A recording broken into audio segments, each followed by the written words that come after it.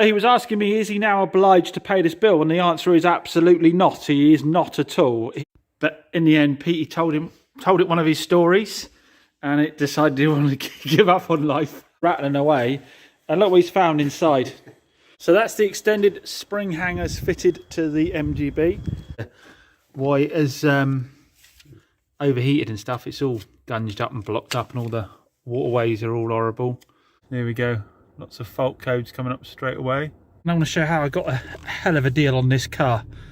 Hi everyone, and welcome back to Chops Garage, the real life car trading channel. I'm back with an update on what we've been fiddling around with and what's been happening. So hope you're comfy, let's get started.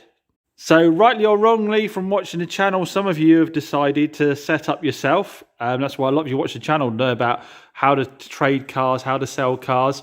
Like I say, some of you set up yourself, and as such, I get messages all the time from people asking for advice on how to get set up, what cars to trade, what cars not to trade, and when difficult situations arise. I recently had an email from Amar that watches the channel, and he's recently set up trading cars. Selling them, just a few as I understand it, and he's had a situation come up which I think is worth covering because it's something you see quite a lot, and it's a big misunderstanding when people buy used cars from car dealers. He sold a car to a customer, a full-blown retail car with warranty and so forth. He sold the car and it was out for a week or two when something major mechanical happened. Unfortunately, I didn't get details on exactly what it was, but something major mechanical happened. The customer got in touch with him and he did the right thing. He immediately offered a refund. But instead, the customer opted to take the car to their own garage. It went quiet for a little while, and then our subscriber was phoned up and told that there was a bill for £4,000 that needed refunding. This is the situation you run into quite a lot as a car dealer. You hear about it all the time, and I've heard buyers say it, not when buying cars from me, but about other dealerships. They've messaged me and asked me for advice. I'm looking to buy this car, I'm looking to buy that car from a dealership. Is it any good or not? And when I've given the advice, they've come back and gone, well, if there's any problems with it at all, it'll be straight back to the dealer and you have to pay whatever it costs to fix it. And that simply isn't the case. You cannot buy a car from a dealer, take it down to your mechanic, have him go through the whole car and decide that you want to get a raft of repairs done and then just present a bill to the dealer. That is not the way it works, and it's an incredibly unfair way to approach the situation.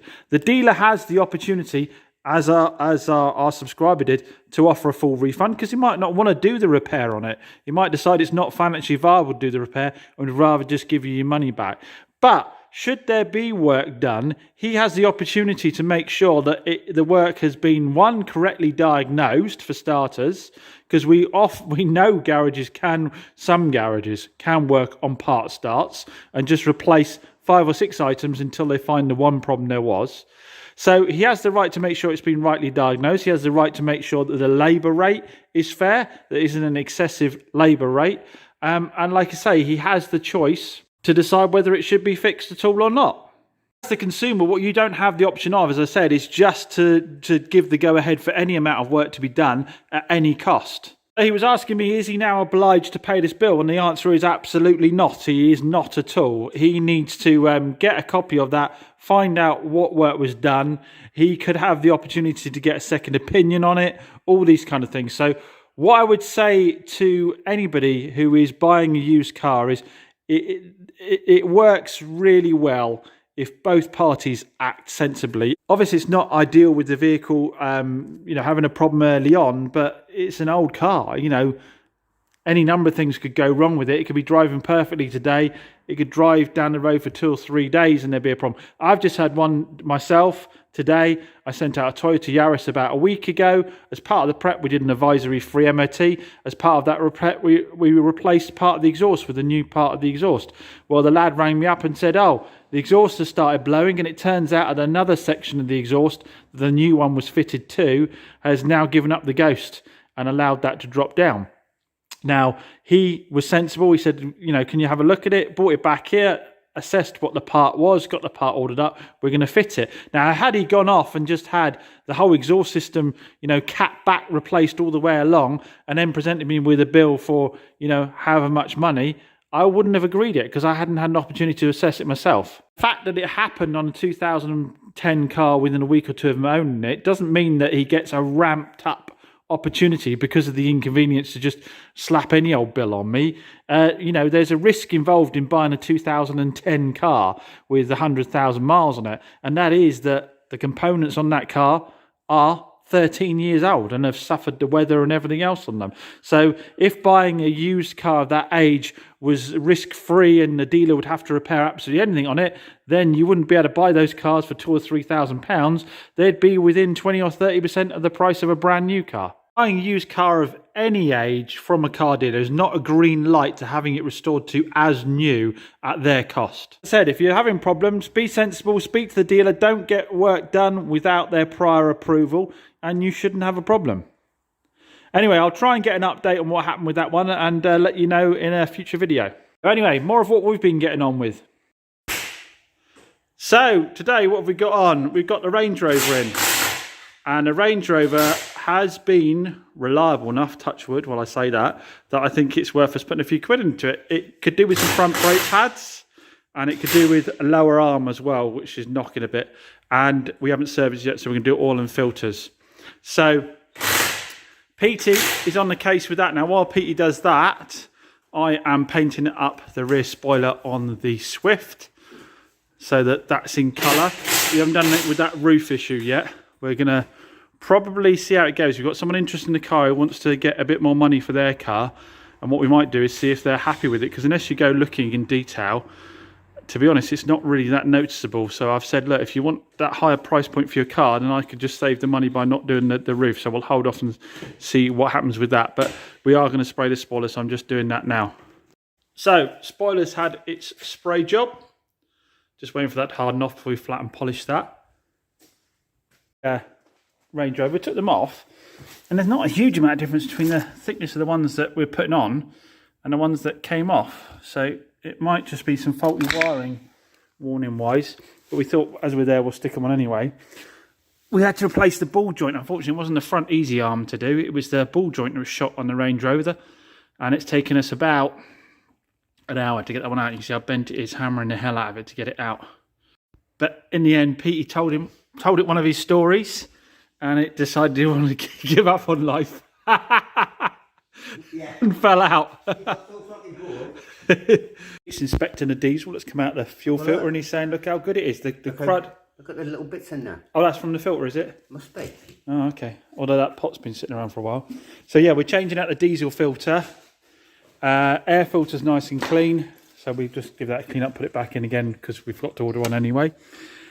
Pete's just draining off the oil, and obviously we decided to replace both the ball joint and the rear arm in case the rear arm bushing had any damage from the ball joint wearing out. So she's getting really well looked after. Everything that's coming off is really clean. It does look like it's been well looked after, this one. Grab some diesel cleaner. Pete's going to prime the fuel fuel filter with diesel injector cleaner, so that's always a good idea to do when you've got them off. It gives us an opportunity to clean through the engine at the same time when we restart it. So the Range Rover's been all serviced and test driven. We've measured the distance between wheel and arch on both sides again, double check that we haven't upset anything suspension wise, and that's all good. So there's just a couple more things to get done. We need to get rid of the service light. We can't get rid of the brake light because it's still coming on, saying that obviously it's saying oil service needs to be done, so we need to clear that. It's still saying check brake pads with the light on over there, because it appears, as we suspected, the pads actually still had plenty of meat on them. It's a fault with the wiring, and I've since found a video online to show there's a little box on the inside of the wing where we need to clean out the connectors in there and see if that resolves it. So we'll do that another time. For the moment, I want to clear the service light. Now, to clear the codes in the Range, I've been really spoilt by Topdon. We know Topdon, one of our favourite brands on Chops Garage. They do the diagnostics equipment and fantastic supporters of our charity raffles as well. They have sent me the Artidag Pro. So we've used the Artidag BT 800 BT for a long time on Chops Garage. We recently used the Artidag 900, which was fantastic. Now this is the absolute daddy. This is the top machine. Probably a bit overkill for resetting a service code, but we'll have a little look at it and see what we think.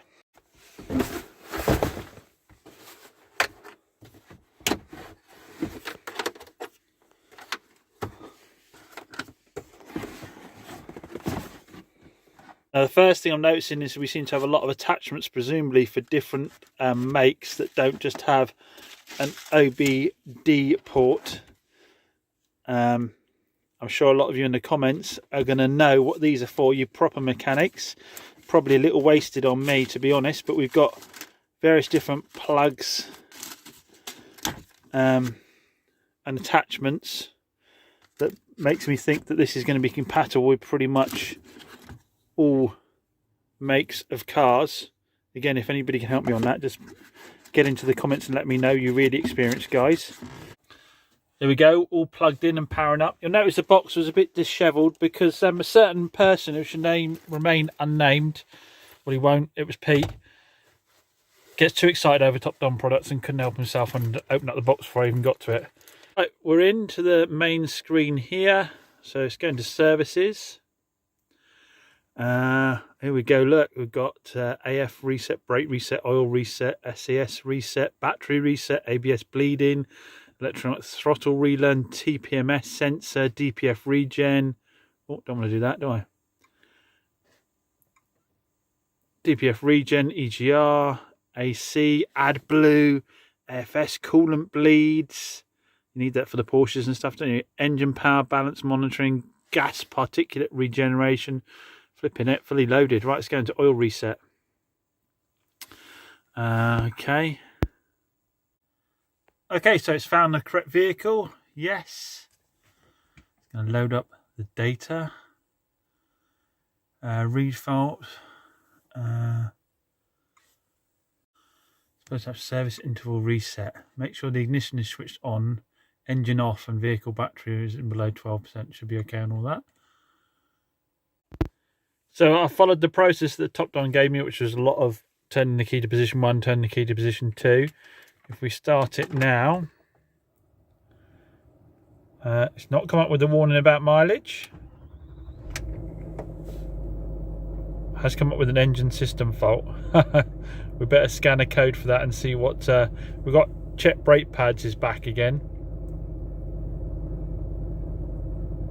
So how many fault codes do we think an old Range Rover's got in it? Put your guess down below, guys. There we go. Lots of fault codes coming up straight away. Right, it's cleared some of them. We got left traffic message channel module, antennae circuit, and then the rest is relating to the light check module. Auxiliary input line missing. Check brake fluid fault, brake pad fault, washer fault, left tail lamp defective, turn signal defective. I think our light's all right, so I don't know what that's all about. Everything regarding the engine, everything else all right, so I don't know what that one is. Now obviously the RTAG Pro's a bit of overkill for just clearing a service light, resetting a service light. We could have done the same thing with the top scan. So although this is a fantastic bit of kit, I would say this is very much for the professionals. Very much for, I mean, if you are going to be doing serious car flipping and you are going to be doing the work on them yourselves, that is a serious bit of kit. But you will get about 90% of the functionality just with a little Top Don top scan. And don't forget, these are on special offer. It ends the 27th of November. This will read your codes, clear your codes, it will reset service indicators, reset TPMS, do DPF regens. Like I say, about 90% of what this will do, and this will do as well. But there's a major special offer going on at the moment. If you follow the link in the description down below and use the code JAMES001, you will get this for just £53. Fantastic bit of kit, great Christmas gift for someone. If if you know someone who likes to fill in with a car, or gift yourself maybe. So Top Don Top Scan. As always, massive thanks for Top Don for supporting the channel and for supporting the charity raffles and for obviously providing excellent bits of kit. As suspected, that engine warning has gone now.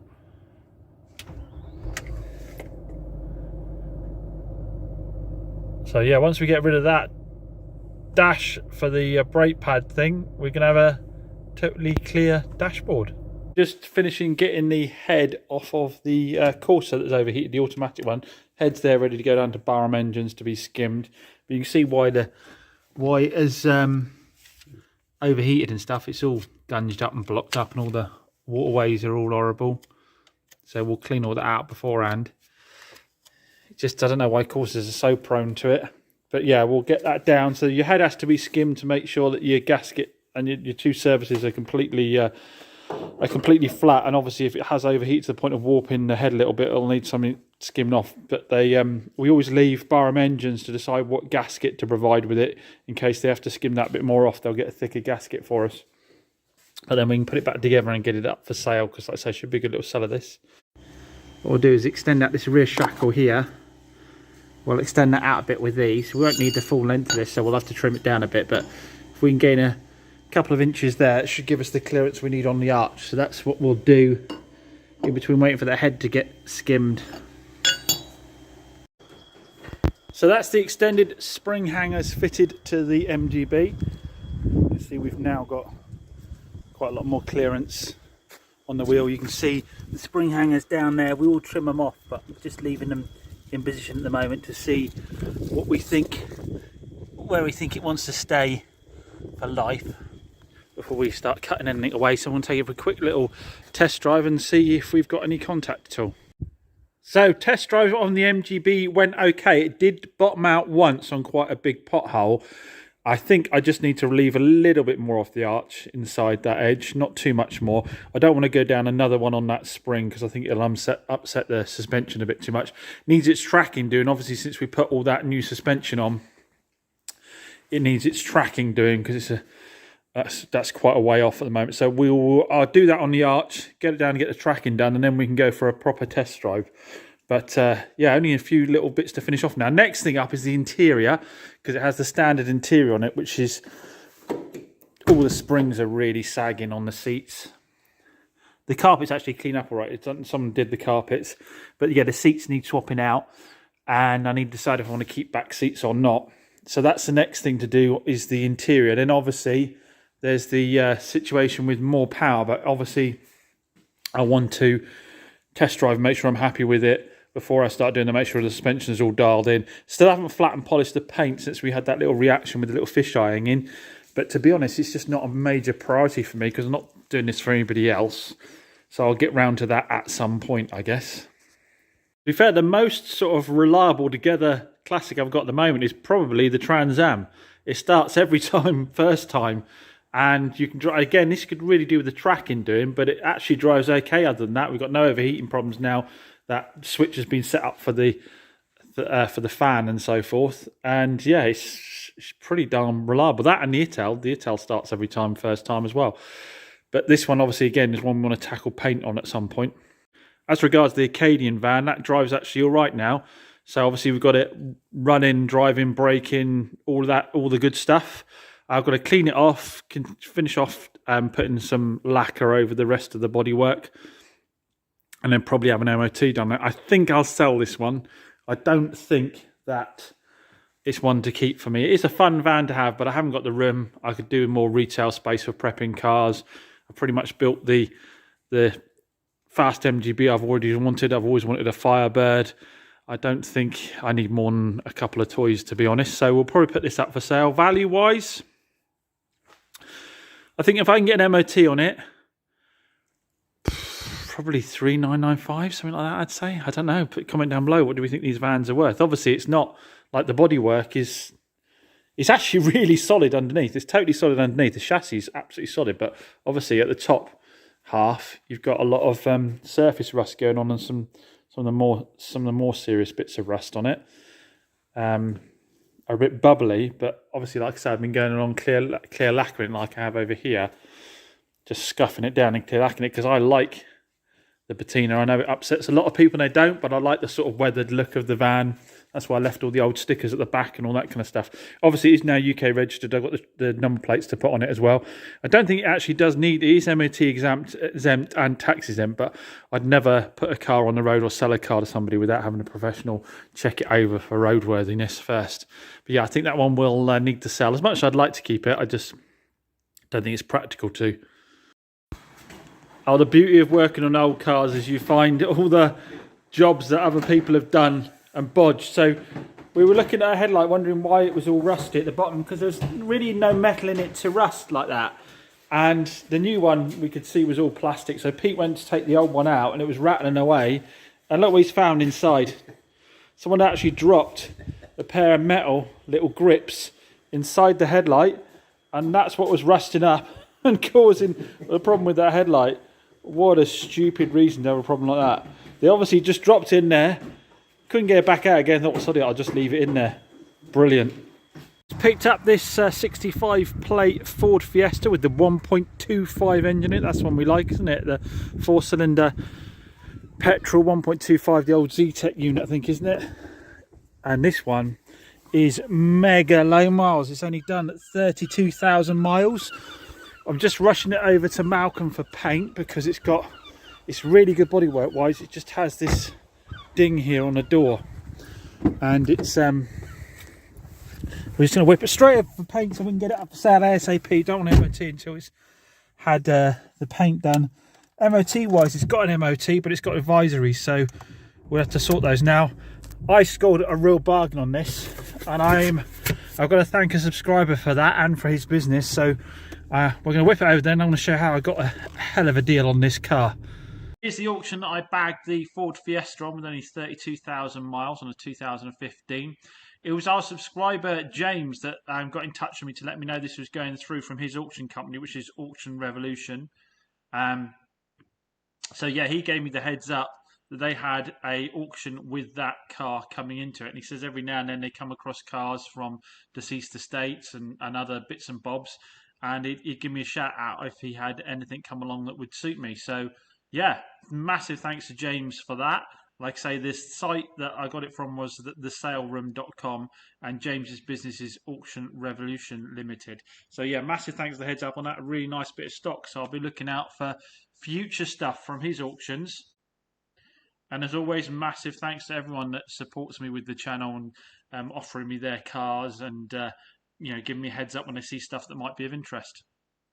Now, don't forget, we've released the new raffle for the Citroen C1. That's going to be drawn just before Christmas. I think it ends on the 24th of December. We're going to do the draw on that. Obviously, that is going along to support our charity raising efforts. We're going to hope to give a big chunk of cash to charity with this one.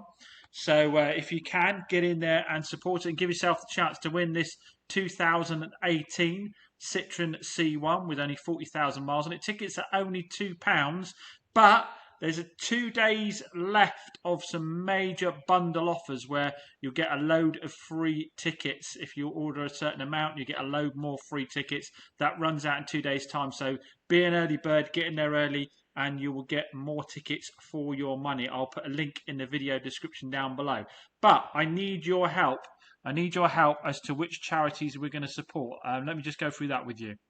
So as I said to everyone at the beginning of this raffle, I wanted you to have lots of feedback on what we did for charities. I said I wanted to do local charities. Again, we want to avoid the charities that get loads of support nationally and the ones that have CEOs that are paid big fat paychecks.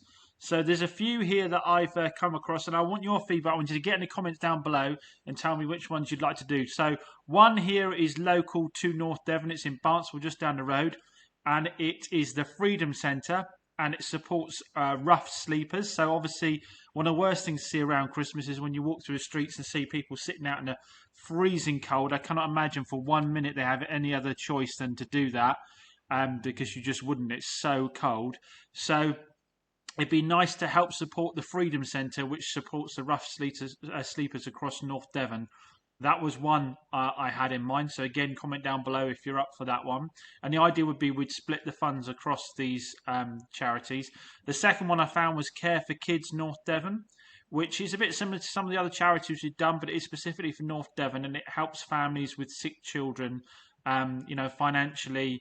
Again, the normal sort of things, accommodation, food for the overnight stays that hospitals might have, that kind of thing. So there's that one there. And then I found a page from the local radio station called The Voice, which has got a list of local charities. And I thought perhaps we'd pick a third one from this here. So, like I say, Care for Kids is one we thought of already.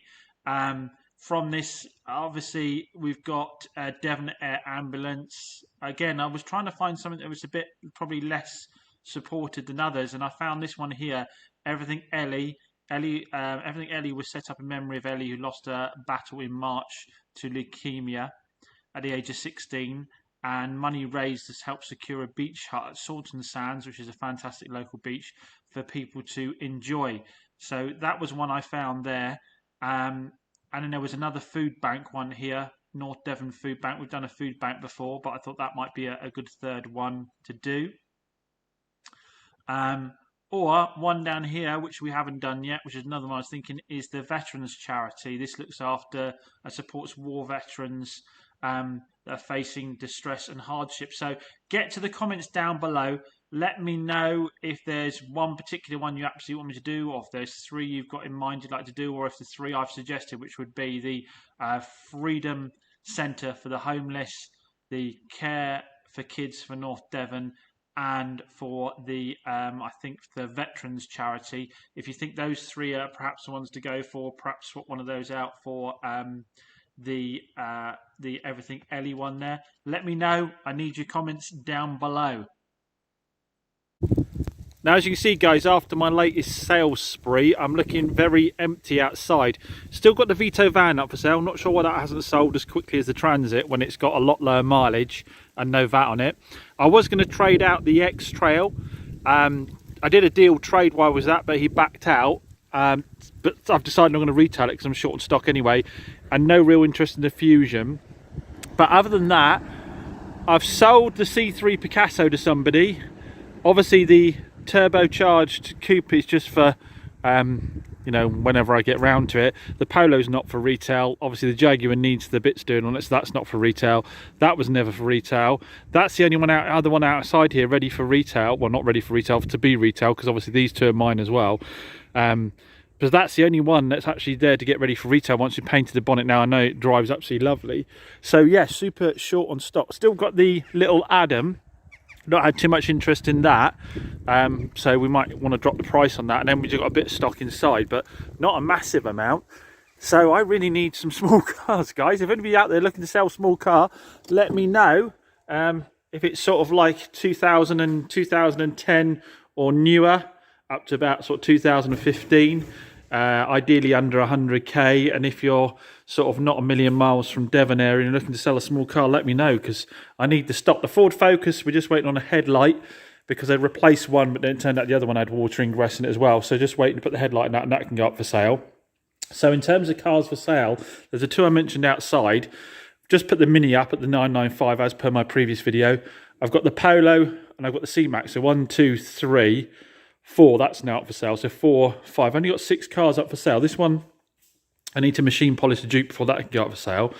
But what I'm not really, I need more sort of things really. I need some stuff that I can retail under 5k that's small hatchback. So yeah, email is in the description down below.